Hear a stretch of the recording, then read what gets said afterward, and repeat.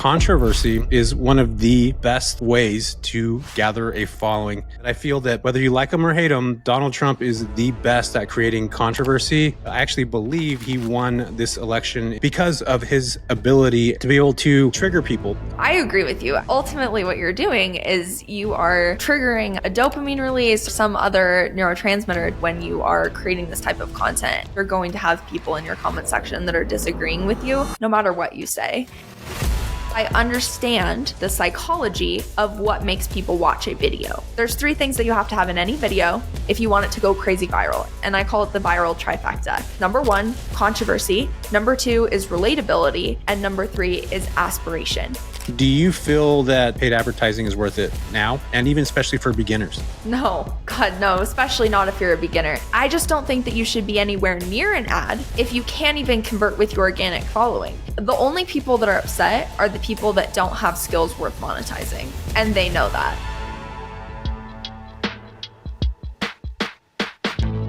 Welcome to the JV Podcast. I'm your host, Jesse Vasquez. Are you interested in going to one of the biggest and baddest real estate investor conferences on the planet? Well, you're actually in luck because I'm holding the Midterm Rental Summit April 27th to the 29th in the beautiful city of San Diego. We're going to have over 800 qualified investors showing up to learn all about midterm rentals. If you're super interested in doing this, I suggest you should come because you're going to be learning from special people like Dan Martell, Pace Morby, Amy Majuri, Fiona McIntyre, and many others. Oh, and don't let me forget Noble Crawford Government Contracts. This is going to be an event you're going to want to go to. Tickets are selling fast. We don't have many left. I'm going to leave the link for that down below. Please check it out. You're definitely going to want to be there if you want to build a successful midterm rental business. What is up, my beautiful friends? Thanks for coming back to the JV Pod or my YouTube channel, which is, you guys are here learning all this stuff today. I'm super freaking pumped because we have somebody named Ken Delaney who teaches us exactly, whether you love him or hate him, Trump's marketing plan and how he actually gets so many people to view his stuff. And it's all through controversy. So if you're looking at building an actual online brand, if you're looking at creating an online presence, today we walk through how controversial statements or even opinions can actually put you in a position to continue to grow your brand. I think there's a couple different principles that you're going to learn from this, whether you're new and like myself, who's been in the content game for quite some time. I learned some really cool tactical tips and tricks from Kenda on how to actually build a successful personal brand and why most people get stuck in actually creating content and how to actually overcome those things. So if any of that resonates with you at all, I definitely think this podcast is for you. And honestly, this is probably one of the podcasts that I've heard where people specifically talk about how people think, how the conscious ideas of certain things trigger people to listen or watch things. We really break down some neuroscience behind that, which Kenda is fascinated by, and I am as well. So you guys are going to love this episode. I already know that. If you could do me the biggest and most massive thing on the planet for me, which is go like and subscribe to this page. By doing that, it helps me tremendously by connecting with the algorithm, which who doesn't love a connected algorithm? I know I do. And it allows me to get people like Kenda up in this podcast or on my YouTube channel. So again, I appreciate you guys so much. You guys are going to love this episode. Let's jump right into it. What is up, everybody? Welcome back to another episode of the JV Pod. I'm doing something a little bit different today because I feel that social media is one of the biggest ways that people can create their own brands, that people can create their own stories. They tell their own stories in certain ways. And I feel that controversy is one of the best ways to gather a following. Kenda, I know that you've worked, and this is a tactic that you do. In fact, I was talking to you about this offline, that I feel that whether you like him or hate him, Donald Trump is the best at creating controversy, which I actually believe he won this election in 2025, 2024, because of his ability, which I think is a skill, to be able to trigger people. And I think it's one of these topics now that it's becoming more trendy. People are starting to recognize it. They're starting to understand it. They're starting to use that in their social media campaigns. What's your thought on that? And introduce yourself first, but let's go into the controversy stuff. We'll dive into that. Yeah, let's talk about it. So I'm Kenda. I founded Laney Media in 2020. So I founded a company as a 20-year-old and it absolutely skyrocketed 0 to 7 figures in less than a year. And I would attribute a lot of that to the fact that I create pretty hard-hitting, controversial content, 100%. And I've always been a fan of good old P.T. Barnum, The only bad press is no press at all. And I do subscribe to that in a lot of ways. And it's kind of a hallmark of our strategy and what we do with clients is creating targeted controversy. And the reason for that is not just to make waves and piss people off, as fun as that is, but there's actually quite a bit of neuroscience and neuromarketing background as to why you should actually do that and why you want to create content in that way and create waves, and ultimately how it differentiates you from your competitors. So yeah, I love that idea. And I also realize that a lot of people are going to hate that because it does create, I think, static between people. But I think the craziest thing about this and what most people don't understand, Kenda, is these influencers, or we're going to use Donald Trump, do this on purpose. And what they do is they post something and they allow people in the comments to just go off, right? And that's actually what creates the algorithm of engagement. That's what creates people to watch it. They're sending it to other people. And before you know it, you create a piece of content that might be some random thing about hair loss. And all of a sudden now, you're letting people in comments that create that algorithm, pushes you in the algorithm where it's going to get in front of more people because of comments. And what do you think right now? What do you think about Donald Trump that is like he's been able to do that so well? In fact, I think he's one of the best at doing that. And I know we're starting to see what's that guy that owns Value Entertainment? What's that guy's name? Do you know what I'm talking about? Valuetainment. I know who you're talking about, but I can't think of his name. Dang it. Yeah, I can't remember his name either. But anyway, he does a lot of that stuff too. Brad Lee, who I don't know if you know who Brad Lee is at all. He's another podcaster. He does that a ton. Yeah, he does that a ton. And if you just watch the growth of some of these influencers and people in the space, that's what they do. So like, what do you think those attributes are? Is it just a skill? Is it knowing the game to a certain degree? Or do you think it's just kind of a little bit wild? He's just a loose cannon. I think so I agree with you. I think that Donald Trump does it very well. And I think that that's part of why, to your point, he was so successful in the election. And like, if you look at the way he leveraged podcasts and social media, he did a very good job of getting in front of voters in a way that most people don't, because most of the time they rely on the big media conglomerates and networks to push their agenda. And he took it right to the people, which, love him or hate him, was very strategic and was obviously ultimately a positive outcome for him, for his campaign. I think that controversy and creating it in is a skill that can be learned. And I get a little nerdy with this stuff, but ultimately what you're doing is you are triggering either a dopamine release or some other neurotransmitter to be released in somebody's brain when you are creating this type of content. And typically what I like to do is like create targeted controversy through the lens of creating an aha moment for people. So for business owners or realtors or whatever, it's like, okay, the reason that this hasn't happened for you, or the reason that you don't have this thing, is because you don't know this. And so automatically, by taking a stance on literally anything, you're going to have an element of discourse. You're going to have people in your comment section that are disagreeing with you, no matter what you say.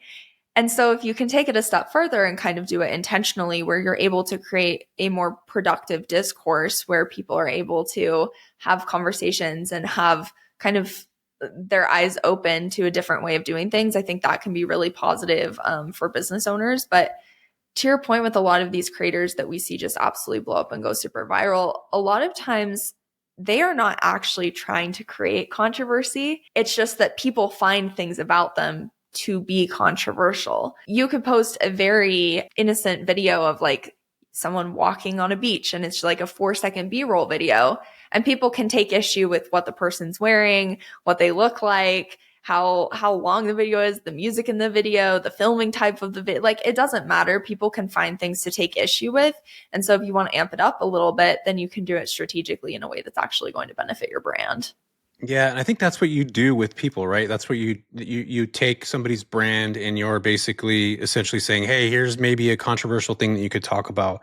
Here's what's going to drive emotional reactions or, debates, or, those are obviously, I think those are really, crucial when it comes to growing awareness of a brand. Mm-hmm. But there's a brand or a company that I know, I forget the name of them, Baller Busters. Have you ever heard of that company? Those guys? I've seen them. Yeah.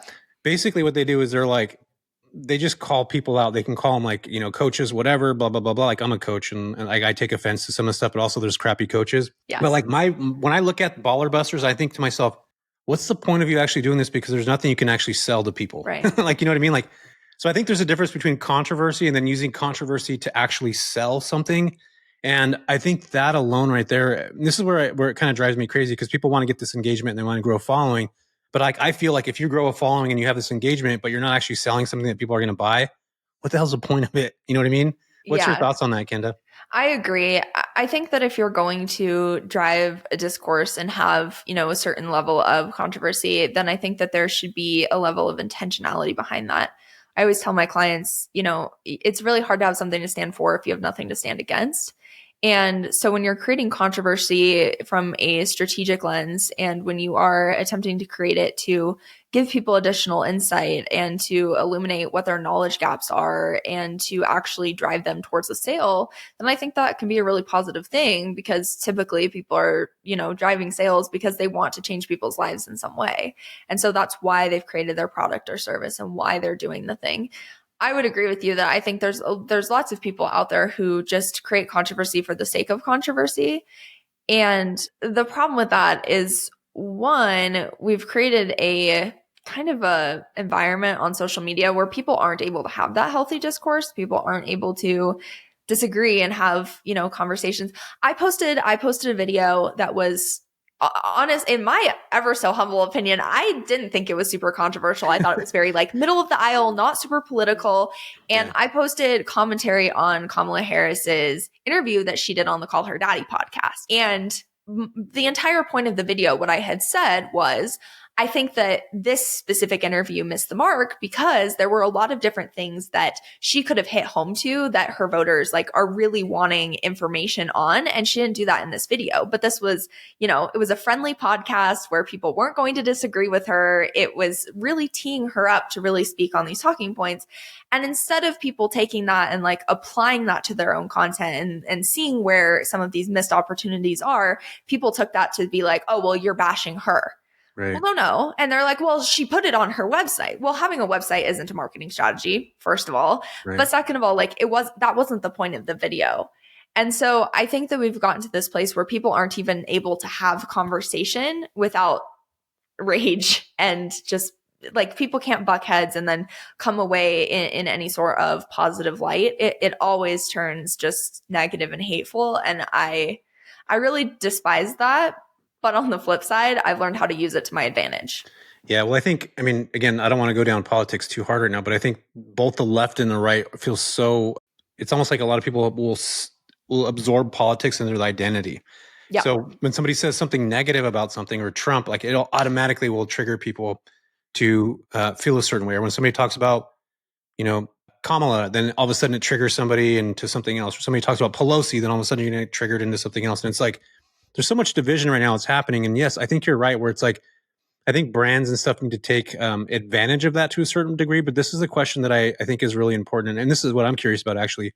How do people create content that sparks controversy, but also doesn't damage your reputation? Because that's what worries me the most is that I feel like reputation is the only thing we have, especially as people that are building their own brand. And the second that you have reputation that can be tarnished, it puts things in different perspective. But this is also where counter is where it's we have a president that was accused of rape, accused of rape and had all these things. And it's just does that stuff even matter anymore? So I think there's certain people that it doesn't matter and people will still vote for them anyway. But how does the average person create content that sparks controversy that doesn't damage their reputation? Is there a fine line between that? Or what's your thoughts on that end?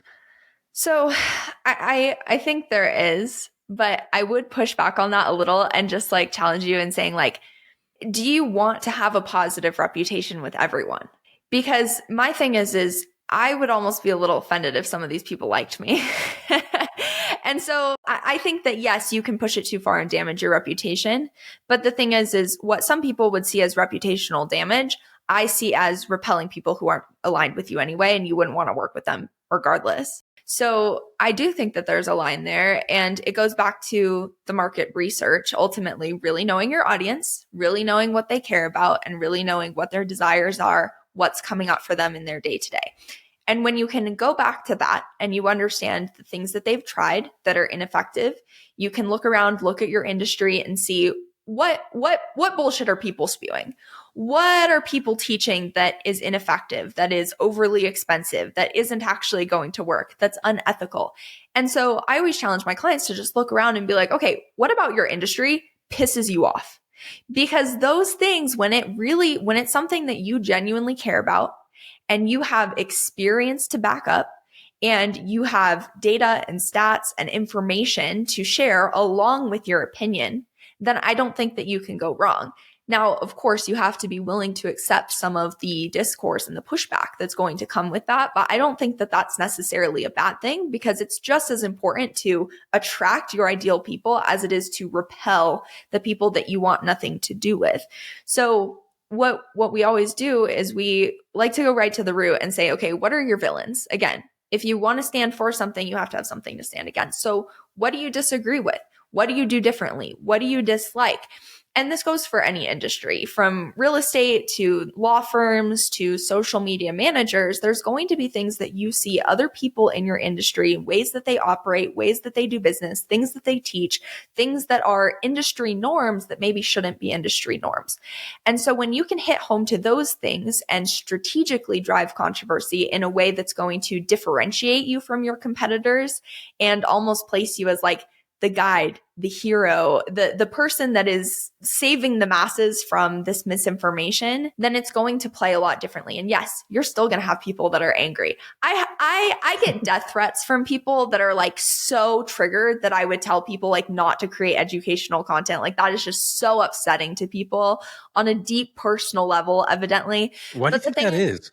I don't know. And honestly, I don't give a damn, because the point is like, it only serves to benefit me, because as they provide, this back and forth in my comment section, it pushes me farther and farther and farther, which puts me in front of more people who I can then elicit that emotional response.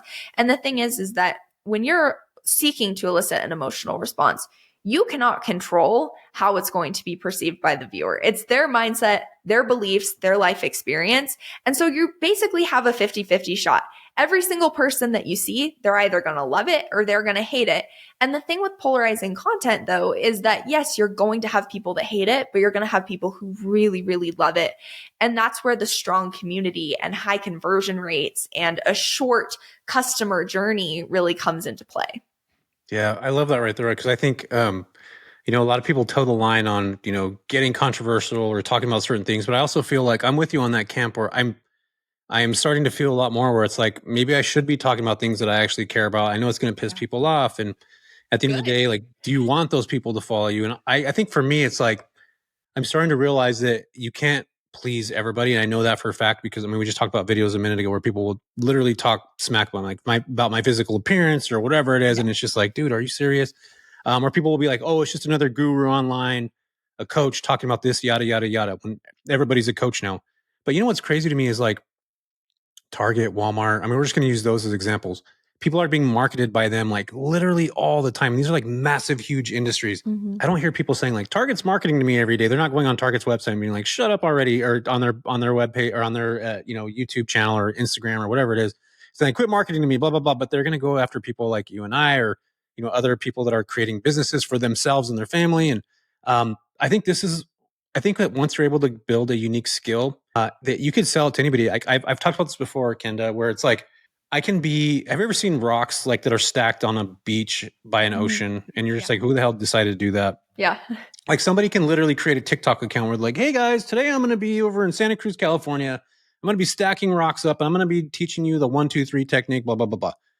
Like there's people that are probably doing that now that are making thousands of dollars every month. And all they're doing is like teaching people how to stack rocks for photography or something like that. It's unhinged. Yeah. Why is that a bad thing? Like, I just don't get it. So I think for me, I want to actually transition to this real quick, because we're on the topic of this right now. I see so many people trying to build personal brands online. Most of them fail. So why do you think that is? And what do you think is actually holding people back from starting these businesses online? Because they're afraid. They don't want their friends and family to see them posting is usually the biggest hang up. And so it's like, okay, create a new account, block your friends and family, like get over it and move on with your life. I couldn't fathom. I would rather be embarrassed than broke. Yeah. And the thing is like, it's a very small, very mild amount of discomfort. And it's for a very short amount of time because you do get over it. You get used to it. 5 to 10 videos later, you're totally fine. And so I think pulling the trigger and posting the first piece of content is really important. And to your earlier point where you were saying that, there's people that are so upset that these gurus are trying to make money, that coaches try to make money. The only people that are upset are the people that don't have skills worth monetizing. And they know that.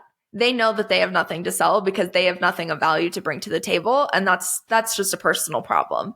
That's not my problem. And so I think that like, number one, it's fear. And number two is usually lack of clarity because people oftentimes are like, oh, I'm a multifaceted entrepreneur. That makes me want to gag when people say that. I'm like, great. So you're a person. You're a person who has multiple interests. Okay, write it down on a piece of paper and create a brand strategy where it all works in. Like it's really not that deep. And so the number one thing that I do with people to get them to actually create the personal brand and decide that it is something we're sharing and actually have it have some longevity is I have them write down their butterfly effect. And so it's exactly like it sounds. Track back as far as you possibly can to the quote unquote beginning. What was the first domino that fell that started you on this path? And like, I share this all the time. For me, if I go back far enough, I have this business today because of a cancer diagnosis as a child, because that led me to having one eye. So I had orientation and mobility issues. I had depth perception issues. So I was put in equine therapy. By being in equine therapy, I started barrel racing and rodeoing. And so I got in with a mentor who had a large social media following, and I started managing her social media as a favor when I was in high school. Then I went to college. Then I started doing web design for people, and it came full circle back to me actually creating content and helping people drive traffic to those websites. And so if I go all the way back, it was literally a diagnosis that started me on this path to where I am now. And so when people, I think, are able to see that on paper and they're able to see just bullet points, short headlines of this was the first domino, the second one, the third, the fourth, and here's where we are now, it makes it a lot easier for them to decide, number one, that they have something of value worth sharing because it's something that other people are able to resonate with and people love talking about themselves. And number two, we're able to tie that back into the villain. Why do you do things the way that you do? What about your story explains why you believe these different things or why you do things differently than the rest of your industry? And it's all interconnected. And so there's nothing that I love more than a brand that is able to be inspiring and aspirational and also controversial. When those two things, and I call it the viral trifecta, okay? There's 3 things that you have to have in any video if you want it to go crazy, crazy viral, if you want to actually control the virality of your video. And that's number 1, controversy. Number 2 is relatability. And number 3 is aspiration. So it has to be high enough level that people are like, oh yes, that's something I want. It has to be relatable enough that people can see themselves in the story, because what we're doing is we're speaking to the primal brain, and the primal brain is above all else selfish. And so it wants to see what's in it for them. And this is happening on a subliminal, subconscious level. And then number 3, we need the controversy, because that's what's going to elicit that emotional response. And as we know, people buy with emotion and justify with logic. So if we can elicit that emotional response, then we are creating a brand association with dopamine and our brand, which makes people want to binge our content. It makes them want to comment. It makes them want to click the link in our bio. It makes them want to follow us. And ultimately, it makes them want to buy. I love that. Do you have like a psychology background? You're talking like a Huberman right now a little bit. So I'm all about the psychology. I love it so much. I'm known for reading a lot. My team made me take a reading speed test, whatever the hell it's called. And apparently I read 3,600 words a minute. So, I read over like 30 books a week. And so I hate business books because they're all just patting each other on the back and regurgitating people's information. And same thing with marketing. So I've learned that if I double down on really learning everything that I can about the human brain, psychology, consumer economics, behavioral economics, neuromarketing, that will give me an edge. And I'm able to take that and then apply it to what we do with content. So You guys so see much what she just did right there? Kenda, you got social media down, and now you linked that with like neuroscience to a certain degree. Doesn't have a degree, but you're understanding it at a deeper complexity, which I think, again, most people don't have. And now you've created a unique opportunity for yourself that not a lot of other marketers in this specific space are doing, which I think is pretty cool. Yep. Yeah, because nobody in my space understands the human brain as well as I do. And I know that for a fact because I know none of them are able to read as many books as I'm able to read. And connecting that with the short form content has really created this like white space in the industry that we've been able to fill. So 100%. I love that. What would you say? Because I hear this from people all the time. What would you say for somebody that doesn't feel like they're like not interesting enough, or they don't have the it factor in this? I was just doing air quotes right now, to build an actual brand. So like somebody that feels, and a lot of people don't necessarily have the personalities that people like to see, where they just can turn it on all of a sudden, like, hey guys, welcome to my podcast, blah, blah, blah. What would you say to people like that? That first off, do you think everybody can create content? Do you think every single person on the planet has the ability to do that? I think they could. I think they won't. Yeah. So, I mean, could everyone, like, does everybody have the logistical ability to sit down, set their phone up and talk about something? Yes. Is everyone going to dedicate the time to making their brand concise enough that they're able to talk about it and then learning the skills? Because the thing is like, I don't believe that turning on the camera and being able to talk on camera is a personality trait. I think that it's a skill that can be learned. And so, like, read a couple books about public speaking. You'll be able to show up on social media very easily. I agree.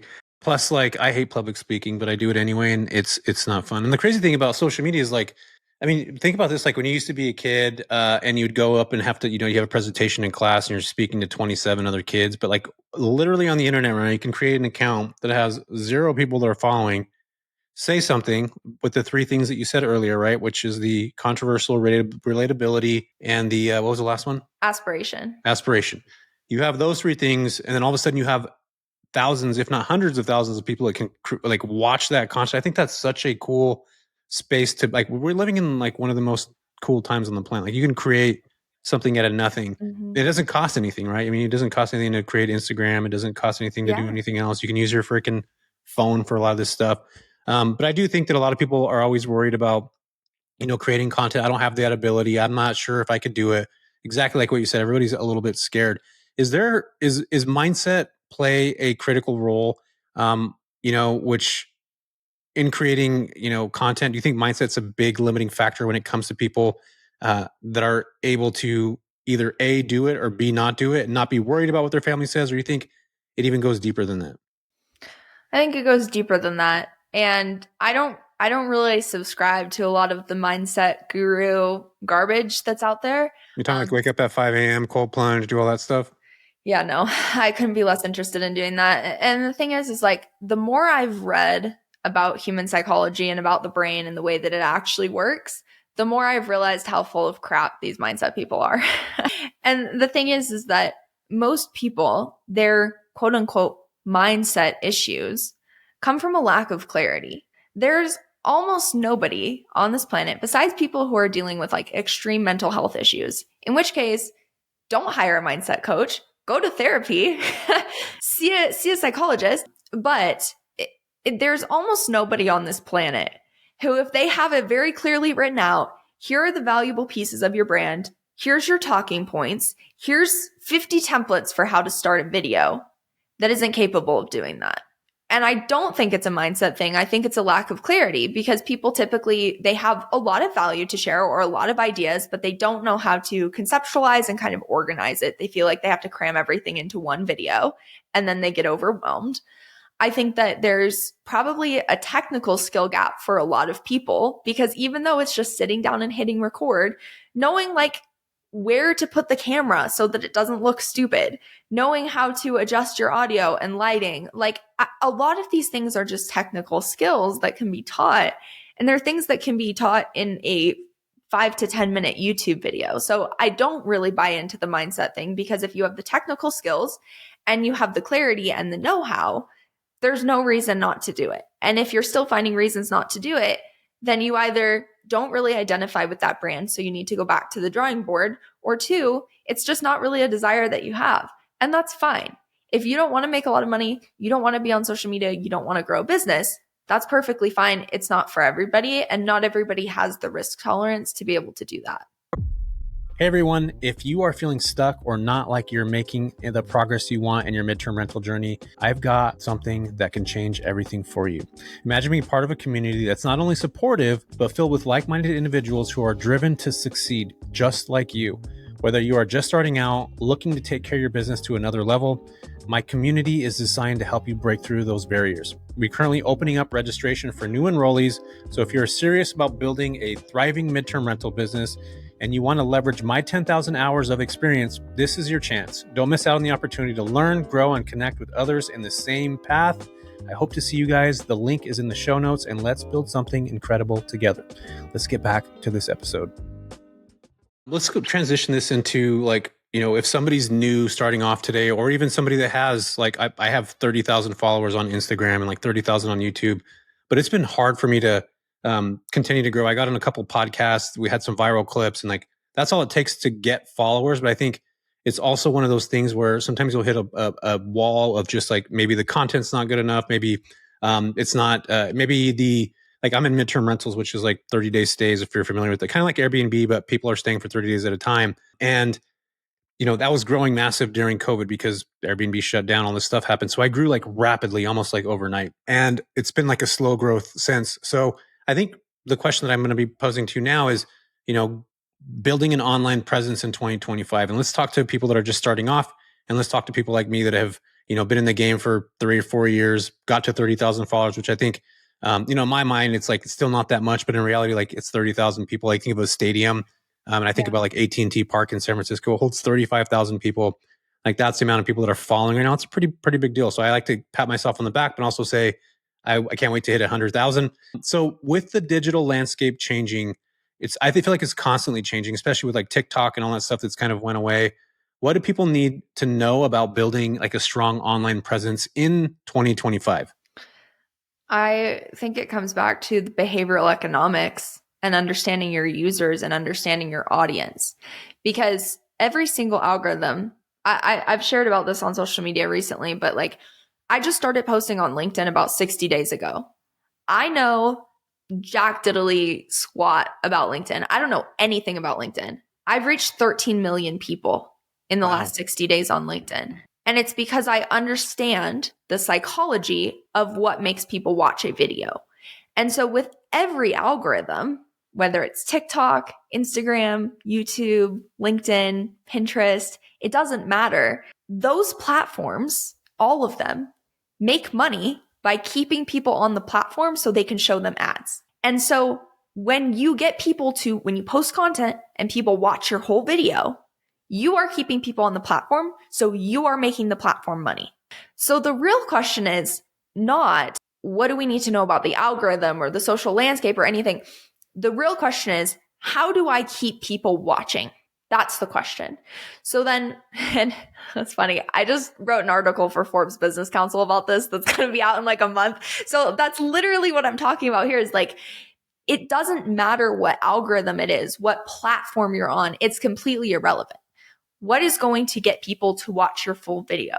And that's where we come back to the dopamine hit, the viral trifecta, because if you can elicit an emotional response, people will watch the entirety of your video.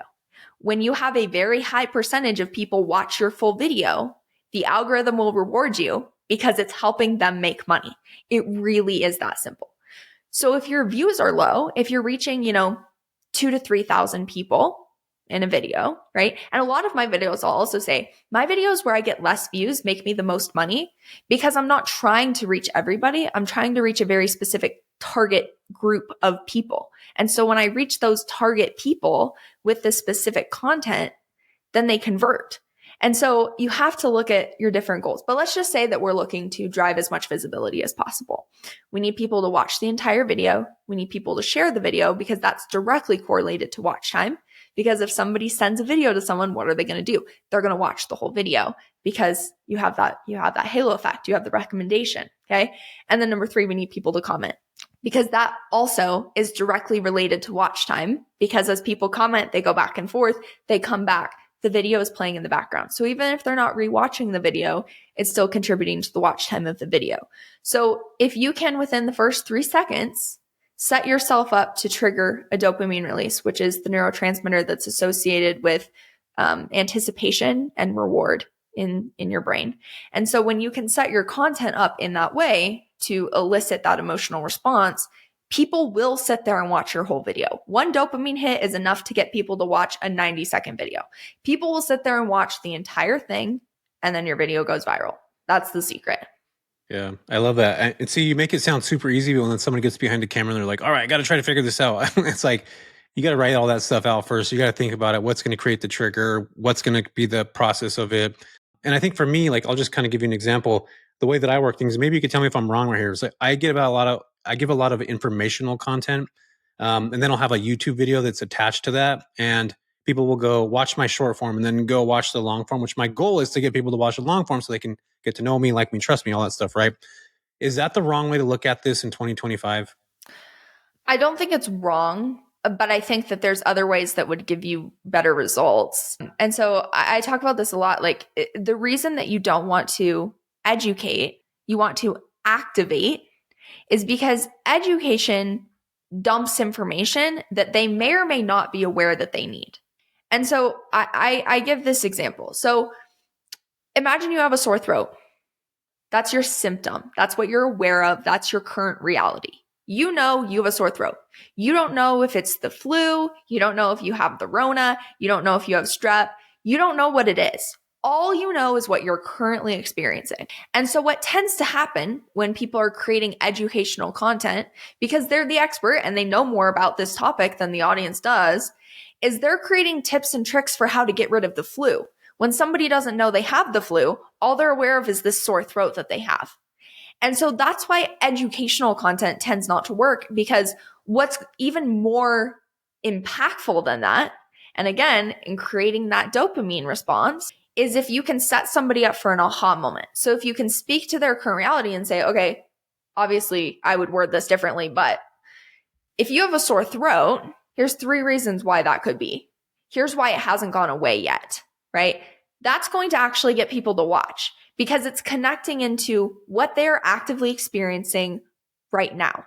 Whereas when you're trying to give tips and tricks and here's 3 ways to do this thing, people don't necessarily know that they need to do that thing. They're not able to self-identify with needing to know that thing. And so if you want to drive traffic to your longer form pieces of content, which I think that's great, because typically people need to watch you for 5 to 10 hours before they're going to convert. And if you can get them into long form content, they're going to convert faster than if they're just watching your short form content, unless you can get them to binge all of your short form content. But I digress. So what a better way to do, or a better thing to do, would be to like connect with people where it's like, you're making this mistake, or this thing is going wrong, or stop listening to people who tell you to do this. Give 1 to 2 sentences of information as to why, and then just say, to get the full breakdown of how to do this, comment this word. I'll send you the link to the YouTube video. That will be a lot more impactful. Yeah. And then on the back end of that, you'd have ManyChat that would see that word, whatever it is, summit or idea or whatever it is, and that would trigger the response where they'd go get your newsletter, or they'd go get whatever it is. And now you have their email address, which allows you to directly market to them. And that's a whole thing in itself, which that back end of stuff is like, I still don't know it, but my team, I have a team on the back end that does all that stuff. If everybody was to leave today, I would have no idea what to do, Kenda. Like, I have zero clue on what's happening on the back end. And I think SOPs, that's why SOPs are important, because if you have to fire somebody, you are going to want to have that information. Yeah. So if my team's listening to this right now, you guys need to SOP everything up like today and get it to me tomorrow. So we do have SOPs, but it's always something that I think about. Like, I feel like I need to spend more time on that back end with the zaps and all that other stuff that happens. Cause like, I'm telling you, like, if somebody left right now, I would have no freaking clue on how to maneuver that stuff. So I have another question for you now, because I've talked to a lot of people that have, 100,000, 200, 300,000 followers on YouTube and even Instagram, more than that. And they've told me that they stopped paying for ads, whether that's, YouTube ads, Meta ads, whatever it is. Do you feel that ads are still what they were, like when you first started? That's when I started, 2020, right? It's when a lot of people left, Great Resignation, everybody left their jobs and all that stuff. And do you think that paid advertising is worth it now? And even especially for beginners? No, God, no, especially not if you're a beginner. So here's my thing with ads. I'll give you my spiel. One, I've never spent even $1 on ads ever in our company. We're going to hit 8 figures without ever spending $1 in ads. So now you understand my opinion. Now, the thing is that ads amplify what is already working, and they make it abundantly clear when things are not. And in my personal opinion, I don't think that it makes sense for people who are not making at least $1 to $3 million to run ads. My reasoning for that is because with a very minimal amount of effort, posting once a day, batch creating content for 1 hour a week, you can reach the same amount of people, if not more, than you would need to reach with ads to hit that $1 to $3 million mark in sales. If you cannot convert with your organic content, you're going to have a hell of a rude awakening when you start running ads. It's going to be really bad for you. And the thing is like, it doesn't make sense to me, especially when business coaches, it actually really, really bothers me when business coaches and gurus tell newer beginner business owners that, oh, you need to dump this amount into ads to be able to test and see what's going to work. Why? Because if that business coach or if that guru or if that marketer actually understood the psychology behind what gets people to buy, you could infuse that into your organic content and see the same, if not better results, because then people are choosing to watch your content rather than having this egregious amount of ads shoved down their throat on a daily basis. And so if I need to reach, let's say 50 to 100,000 people a month to make $1 million a year, I can do that organically and with a very minimal amount of time and effort. Now, once, most people don't have the marketing skills that I have. So to be able to scale to $10 million a year with organic marketing is going to be very difficult for them. But once you hit $1 million and you know what works and you know that you can convert, then sure, run ads, throw gasoline on the fire, and scale faster if you want to do that. But I just don't think that you should be anywhere near an ad if you can't even convert with your organic following. And the thing is people think, oh, well, I'm not reaching enough people. If you're reaching 10,000 people in a month, which that's like 5 or 6 reels posted, like that's very minimal effort. Yeah. If you're reaching 10,000 people in a month and you know what you're doing, you can make over $100,000 a month. So when I see people that are reaching 200, 300, 500,000 people in a month, and they're making less than $10,000, that's a conversion issue. And running ads is not going to fix that. Yeah. What about if it's high ticket? Like I'm just thinking about myself right now. Like my company, we've done over $1 million. 2023, we did 1.8. 2024, we did $1 million and some change. It dropped dramatically from 2023 to 2024. Like my first 2 or 3 years of business were like, Kendra, it went fast. It was like, it took off. I was at the right place at the right time. Airbnb had these shutdowns and all these things. So I just it was like a hockey stick. I kind of started and then whoosh, it just like went up like crazy. And I can't tell you the first time I made $100,000 over a weekend. Like that's how much I made at my W-2 job, like in a year, which is crazy to think about. But you're exactly what you're saying right now. I had probably 2,500 followers. I'm not even kidding. Like I had 2,000 followers and I made my first 100,000 off of that. It was a unique offer. It was different. It was, the market was wanting to go towards what I was doing at the moment. And I think that's where, you have to start to adjust with certain market trends and see certain things that happen and like, how do you adjust? And I'm in that stage now where, we're doing $1 million. I never run ads ever. I just started for the first time running ads not that long ago. I'm actually not a huge fan of running ads, but I want to see what happens. And I think, again, I've talked to a lot of people that are just starting off like, I'm going to run ads. I'm going to do this. I'm going to do that. I'm like, for what? Like, what's it going to do for you? And the way I look at it, and this is where the folks that run ads, like they're really good at telling you like, well, if you're doing 100,000 now, all you got to do is spend $20,000 and that $20,000 is going to turn into another 100,000. So, I don't actually believe that 100%. And again, I've talked to people that used to run ads 2020, even before that. And they're just like, I don't even do them anymore.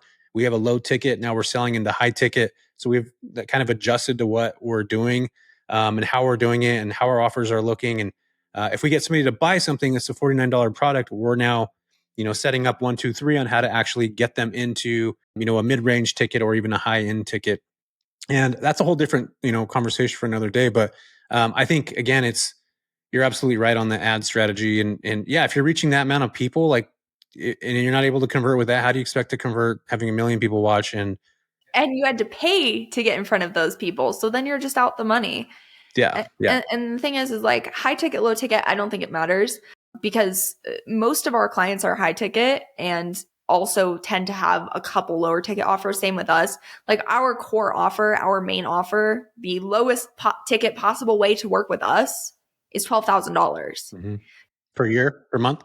Total. That's Total. for the year. Gotcha. So the thing is like it doesn't really matter. And like we've had low ticket offers too. We have a lower ticket course that's specifically for Pinterest. We've had lower ticket memberships. We have clients who their main offer, their only offer that they have is a $47 membership and they're making millions of dollars a month on recurring revenue, completely organically. Yeah. On recurring revenue. Yeah. That's nuts when you start to think about that. And not only that, but like, I think for me, and maybe you could talk about this for a minute. I don't want to, this is kind of a little deeper and not as like a service level, but when I first started off Kingdom, like my operational expenses were super low. Like there was probably, I don't know, $5,000-$6,000 a month.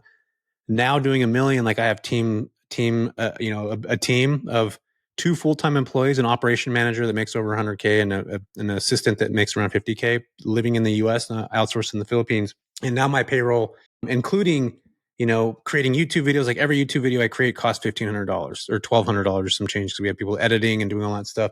So I miss the days of operating at a lot lower cost and not having as many people. Mm-hmm. What's your thoughts on like hiring people in the US as hiring people overseas? Do you see a difference in that? Do you think it matters? What's your thought process on that? Because I hear a lot of people that are like, why are you spending this much money when you can have somebody in the Philippines doing this? And I've had VAs and stuff that work for me. I just didn't get the results that I wanted. But I'm curious on what your thoughts are on that. So I think that cost is not an issue when you hire the right person. And so every single person that you hire, they should bring an additional $100,000 to $200,000 worth of revenue to your business. So they should essentially pay for themselves. And if they're not, then you've hired the wrong person, or you have a faulty strategy, or you need to go back to the drawing board. So my thing with hiring is that I'm looking for somebody who, and it drives me nuts when people are like, well, I can't find somebody who does it as well as I do or does it the way that I do it. I don't want somebody who does it the way I do it. I want somebody who does it better than me. I want somebody who can elevate what I do. I want somebody who can set a new standard and lift the other people in the company up. And so if I'm hiring somebody who's able to do that effectively, they're going to make me a lot more than I'm going to pay them. And that sounds bad. But the thing is like, if I pay somebody $100,000 a year, typically they're going to be making me $200,000 to $300,000, if not more. And so with our team, like we've run really lean and mean, and like I've let go of some people where it was just like, this could be outsourced to AI. Like this doesn't need to be like a whole person. And the thing is like, I've also talked a lot about like cutting people that are kind of just dead weight in the company. Right. And it's not that like we don't need somebody in that role. It's that the person in that role is not lifting other people up. They're dragging the rest of the team down because they're too slow. They're not really in it. They're not innovating. They're not constantly learning and developing themselves. And so I just don't want to work with people like that. But my thing is like, if I'm going to hire somebody, then I'm doing it to add additional revenue to the business. And the other thing where I think a lot of people go wrong is they hire people to add operational tasks to the business rather than to refine what they're already doing. So like if I was somebody who had never posted before on social media, the last thing that I would do is hire a social media manager to try to add that to my business. But that's what a lot of people do. They'll hire a social media manager, or they'll hire a web designer, or they'll hire a video editor. And those are things that if you're not already doing in your business, you don't need to hire somebody to add to it, because you're not going to see the ROI off of that person if you're not just refining what you're already doing. So I'm a lot stricter with the people that we bring into the company now. And when people our team brings things up to me, I'm like, we're not already doing that. So we're not going to hire somebody to do that. If you want to start doing that and you think that that's important, show me the ROI, and then we'll hire somebody to elevate what we're already doing. But I want to see ROI before I bring new people in. And elevate my costs. The other thing is like with organic specifically, we're operating at like 80% profit. Even with a team, like it's maybe $2,000 a month for all of our subscriptions and all of our stuff to run our whole business. And then we have the team. So we're profiting at like 80%, and I can reinvest everything either back into the business, into the team, into real estate, right? These are the type of things that I want to do. And so that's part of why I'm so aggressively anti-ad, is because if you can reach the same amount and you can convert organically, I'm not really willing to sacrifice 30% of my profit margins for no real reason. Right.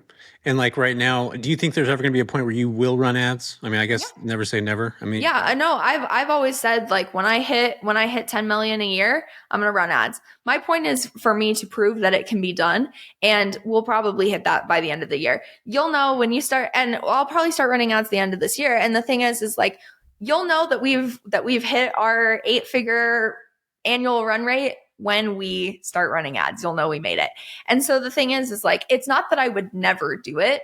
It's that I've already come this far, and I haven't come this far just to come this far. And so I almost want to do it just as like a kind of as a case study almost, and as an FU to the people who tell me that I can't do it that way. Yeah. And like we're getting really close, and like our business has doubled year over year. And so since we've started it, and so we're just so close. And so I'm just going to hang in there. I'm going to keep optimizing. I'm going to keep creating content. And then when we do start running ads, what I'm going to be doing is retargeting. I'm not going to be running ads to reach more people, because I know how to go viral. I know how to reach more people. And so I'll just double down on creating viral content, and then use the ads to retarget and use the pieces of content that I already know make me sales. Got you. That's a beautiful, beautiful way to look at it. I got a couple more questions for you, and that's cool because like now I get what you're doing to scale, and you know I think the thing that's cool about what you're doing too, and every business is going to run into this, but where organic slows down or stops. Like that happened to me 2024, and I threw like a bunch of shit at the wall, like not like metaphorically, obviously. I tried ads, I tried doing this, I tried hiring a sales coach, I had tried doing all these different things, and like none of them actually stuck. And I realized that this industry could be really slimy, especially with like people that run ads or people that are sales coaches that try to help your sales team on the back end. So when people are like out there saying like, gurus or whatever, like I think there's a just cause in there. Like there actually is there is people like that, but there's also people that actually really give a shit about their students, that actually care about them. They'll take a call at 8:00 at night if they need to, me being one of those. So I think that there's a point where like you got to pivot and try to understand stuff and get, learn what worked in the past isn't necessarily going to work in the future. Yeah. And again, for me, that was like a learning lesson where I had to figure stuff out in a different way. And, you obviously know content to a way different degree. Like I know real estate and, short-term, mid-term rentals. Like I know that, like I could speak about it, on stages and whatever, whatnot. And I've got really good at that. But I think this is where the entrepreneur who's putting things together, it's creating their own brand, has to be very aware of what's working, what doesn't working, what isn't working, and be really thoughtful and like grab that information, because there's a ton of YouTubers out there that talk about these things. But that also leads me down to this: like as somebody starting to grow, and this is what I did when I was starting for a while. I started like me being a smaller influencer. I was looking at larger folks in the space, and I was like, I'm going to do what they're doing. But I started to realize like that authenticity, I believe, is a superpower in so many ways that we have. I'll give Pace Morby. He's a guy that I look up to, and I'm just like, man, this guy's like, oh yeah, 600,000. Pace Morby. yeah. So he's super good at these things. He's done all like he goes everywhere. He's done all these things. So I started comparing myself. I'm like, okay, cool. I need to record videos like him, but about this specific thing. And what I started to realize is that I was now taking on his personality-ish to a certain degree. I was doing certain things that he was doing. And again, keep in mind, this is like year 2 of my business, comparing myself with other people. So I think it's really important to have authenticity as I'm continuing to get into this space.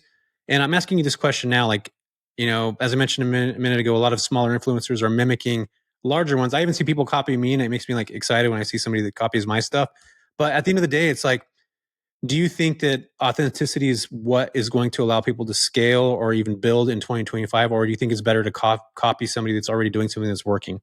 I really run with the idea of curated authenticity. So Explain that to me. Yeah.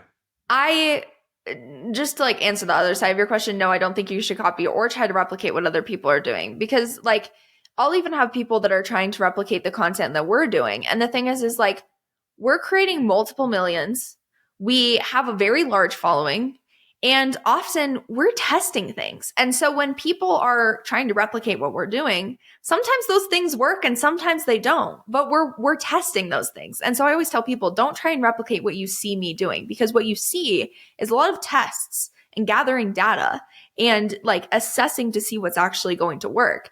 And the other thing is like, I can post like one story and be like, I'm going to launch 3 spots for this thing. DM me if you want it, and sell it out like that. I can get away with murder because I've built that brand reputation. I've put in the time and the hours so that people know this about me. They know what they're going to get. They know what the results are. They know what I stand for. And because I've put in those hours and put in the reps, I'm able to get away with a lot in my content. It's a lot easier for me than it used to be. And so when people try to replicate that, or they replicate Alex Hormozi, right? Alex Hormozi can get away with literal murder in his content because he has the brand reputation, because people will watch anything just because it has his name on it. So trying to replicate what he's doing is not going to be effective for you. So my idea of like curated authenticity is where, you know, people really get in their heads about how can I be authentic? What about me is interesting? I don't think that I have enough brags or wins or things to share. Maybe I don't have enough client results. Maybe I'm newer to the industry, so I don't have testimonials to share. And so people get really, really in their head about it. And so my thing is like, you don't have to be 1000% yourself. You don't have to share everything about you that there possibly is to know on social media. Because 1, it's not always relevant. And 2, it's none of anybody's business. And so what are the specific things? And this is where like when we go through the butterfly effect, we also will curate like what are the things that you actually want people to know about you.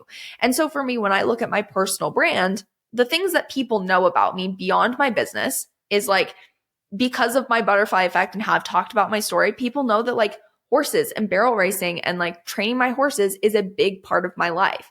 And so that's something I share.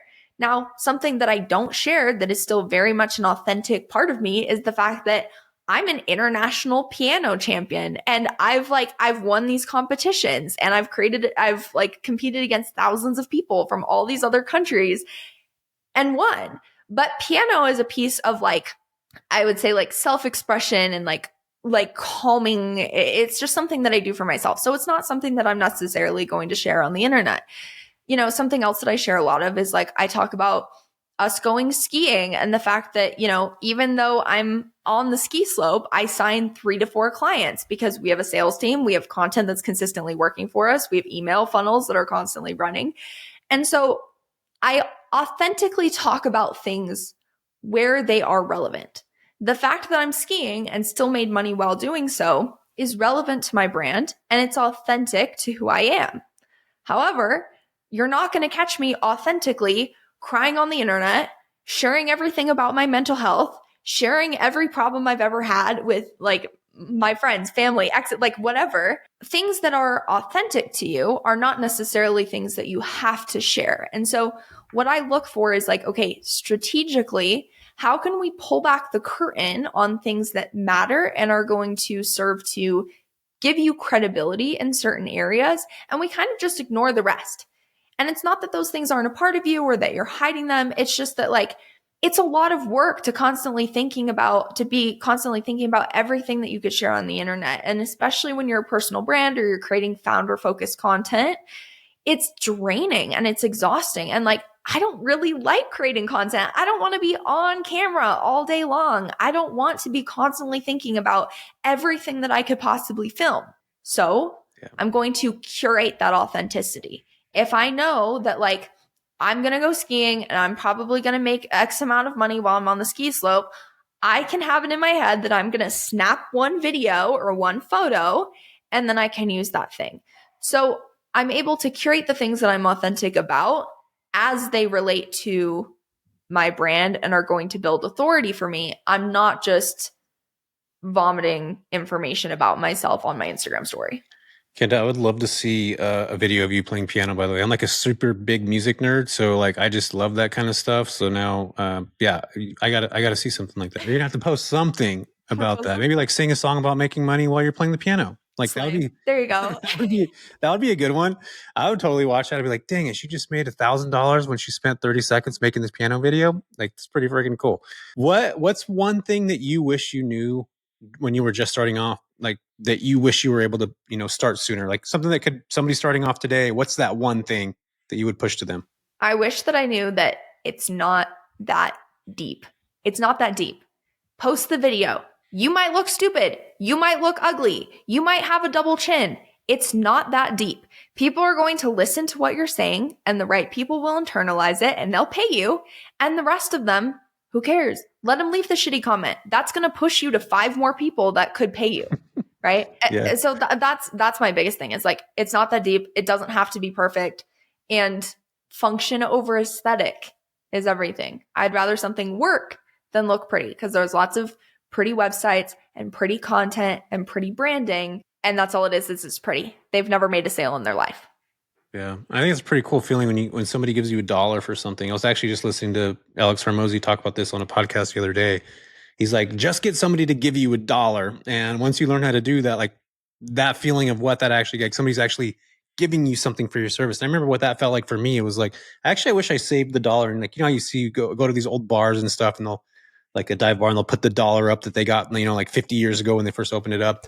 I wish I did that and like framed it, because it's a really cool feeling to like realize that you could create something out of stuff that you already have known, that you become, familiar with, that now you can share with other people, and other people will use that. So I think it's a really cool, I think it's freaking awesome that we get to live in a time where we can create stuff on our phones and people will buy it. It's just really, really awesome. So you gave me that thing, if you were starting from scratch today, what's the first thing you would do? Like, is there anything in particular you would be like, all right, I'm doing this, like I'm creating a YouTube channel. Like what would that first thing, from zero? I would probably start with Instagram. And the reason for that is because, like I said, most people have so much information that they could and want to share that it's overwhelming for them. And so I start people with Instagram because there's so many different features. You can kind of organize the different facets of your brand into those different features. So with Reels, I'm a lot more insight driven and very, very business. Whereas my feed posts, those are a little bit more like emotional, relatability, vulnerability posts. My stories tend to be more of that pulling back the curtain with that personal connection, showing people the behind the scenes of the business or my life. My highlights are all the things that I want people to be able to access about me, but don't necessarily need to talk about all the time. So my story, client results, a breakdown of the different programs, press, interviews, public speaking, right? Anything I want people to be able to see. And I kind of treat my highlights like the nav bar on a website, so that I can give people all of that information. And so I like starting people on Instagram just so they can kind of organize and see these different facets of their brand come to life. And then actionably, what I would do is that business butterfly effect. Go back as far as you possibly can and figure out what the first domino was that fell that set you on this path. Because that's going to be where you pull your villains out of. That's where your headlines are going to come from. That's where your storytelling is going to come from. That's where your brand, your messaging, your curriculum is going to come from, is out of your personal experience and insights. That's where your key differentiators are going to come from. It all comes back to that core understanding of like, where did you start? What were the different things that happened to get you here? And how did those things inform your belief system, your framework, your values, etc. Yeah, and I love that because we all have our own unique space. Like we all have our own unique abilities, and I think that's what's so cool about this is that how many other people do what you do? There's probably hundreds of thousands of maybe millions probably, right? Probably. But each person still has that ability to create something. Like you've differentiated yourself by adding psychology into what you're doing. So I think again, everybody has that ability. And again, what did you grow up with? What was your trigger? It could have been, this is mine. I was, in 10th grade and a teacher called me a loser and then I never become anything. Like that just freaking just got me, Kenda. I was just like missing strand. She's not alive anymore. And if she was, I would say hi to her and I'd tell her about what I'm doing. But I think, again, everybody has these drivers. You're right. And I almost think you're right. You have to have a villain to some degree. You have to have something that's like driving you to continue to push forward.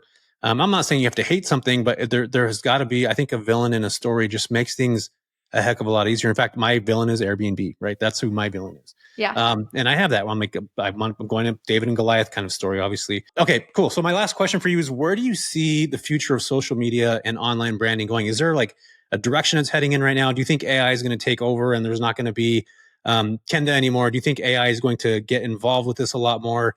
What's your thoughts in in the future of social media and online branding?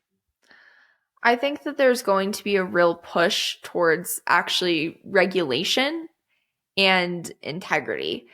Because like you said, in the space, there's a lot of garbage. There's a lot of gurus with no real credentials, no real information. There's a lot of people that are sharing screenshots of income claims that aren't even theirs.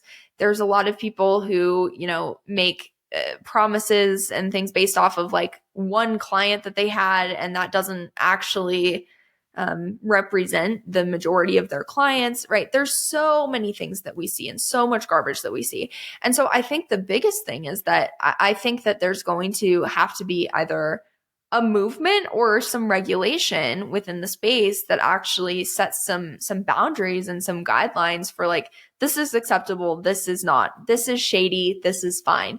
So I see moving that way. And so I think creating content in a way where you are standing in your integrity, you're operating from a place of ethics, and you're being honest and as transparent as you can possibly be. Of course, like we said, there's some things that's just none of anybody's business. But, if you're already going to be, say, for example, sharing a client result, right?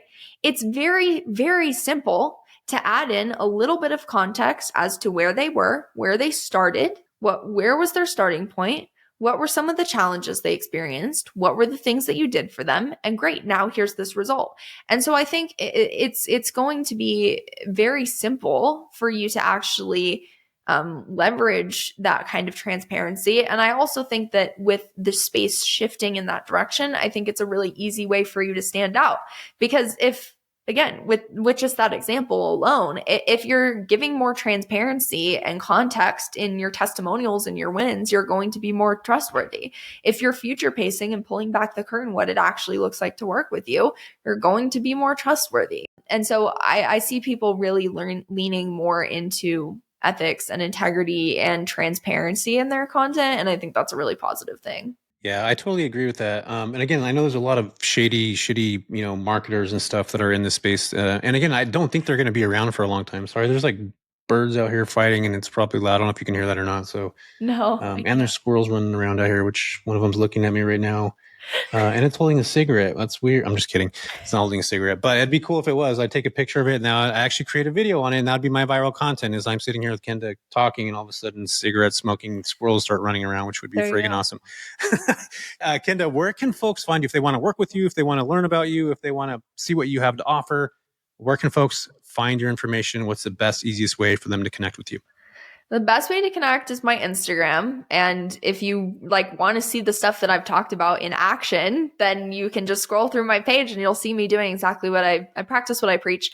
So that's at Kenda.Laney. And we also have a podcast for people who love podcasts. It's The Social Media Millionaire, and it's available everywhere. So awesome. Well, thank you so much for being here. If everybody's watching this right now on YouTube or Spotify, Apple Podcasts, please make sure to like and subscribe to this. I'm super excited that you were here. I learned a ton from you. Good. And as I mentioned at the beginning of this episode, that you guys were going to love this. Kenda, I appreciate you so much. And you guys will find all information down in the show notes. Thank you so much for watching and listening. And Kenda, I'm going to get out there and make some controversial content now. Just because you said, I'm going to give it a shot. I already know it's going to work, but now it's just me actually putting it all together and making it happen. So I appreciate you so much for being here. Thanks for all the tips and insight. I think it's wonderful. We'll see you guys in the next one. Thank you for listening to the JV Podcast. I'm Jesse Vasquez, your host. I appreciate you for listening. And if you could do me a huge solid, go like and subscribe to this. This helps us tremendously. And as always, thank you so much for listening, and have a wonderful rest of your day.